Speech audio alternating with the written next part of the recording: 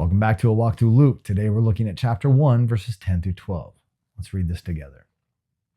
And the whole multitude of people were praying outside at the hour of incense, and there appeared to him an angel of the Lord, standing on the right side of the altar of incense. And Zechariah was troubled when he saw him, and fear fell upon him. Now today I want to set the scene as Zechariah makes his way into the temple. Fortunately, we're not left guessing about what this moment looked like. There are several documents from around the first century that actually help us reconstruct what was happening during the sacred procession. And when we understand this background, it kind of makes that black and white text take on some color. So here's how it unfolded. Twice each day, once in the morning and once in the evening, priests burned incense on the altar of incense just inside the temple as a continual offering to the Lord. This is all per Exodus chapter 30, verses 1 through 10's instruction. Now, Luke does not specify whether Zechariah's service took place in the morning or the evening, but the ritual itself would have been identical either way, so it doesn't really matter. Luke tells us in verse 10 that Zechariah entered the sanctuary while all the assembled worshipers were praying outside. According to sources preserved in the Talmud and the Midrash, the gathered people would chant repeatedly this prayer: God of mercy, come into your holy sanctuary and receive with pleasure the offering of your people. Now, as for the priest himself, the first century Jewish historian Josephus writes in detail about this whole ritual. Zechariah would have carried a covered ladle containing roughly about 1 gallon, that's 3.6 liters, of the sacred incense prescribed in Exodus chapter 30. And he would have entered what was known as the holy place. That's the section extending from the temple entrance to the massive curtain.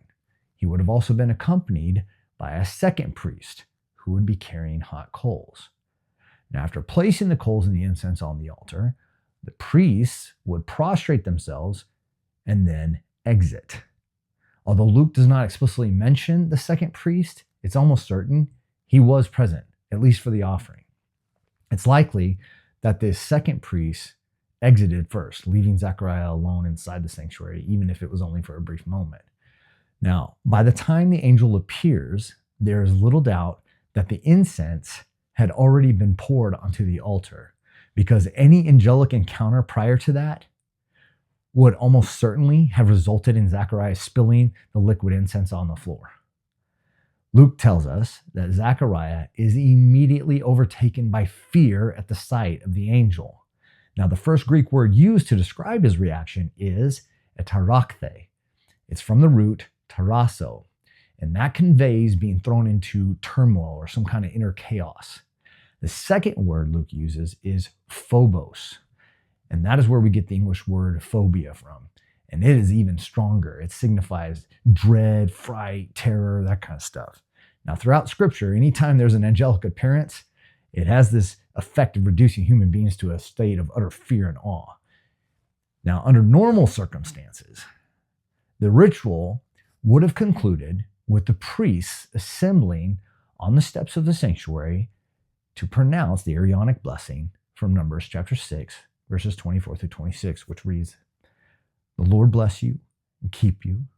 The Lord make his face shine upon you and be gracious to you. The Lord lift up his countenance upon you and give you peace." Now, on a side note, this was the only occasion when priests were permitted to pronounce the divine name Yahweh rather than substituting Adonai, which is the word for Lord. In this case, Zechariah does not emerge as expected. He is delayed. Outside, the people continue to chant their prayer, "God of mercy, come into your holy sanctuary and receive with pleasure the offering of your people." Now, something extraordinary was taking place just inside the sanctuary. And what appeared to be delay was, in fact, divine interruption. Always pay attention to when God disrupts your ordinary rhythms of worship, because when he does, history turns and nothing ever remains the same. I hope you've enjoyed this little expository that I've given you. If you like it, hit subscribe. I'm planning on giving a lot more as we continue to walk through Luke. Have a blessed day.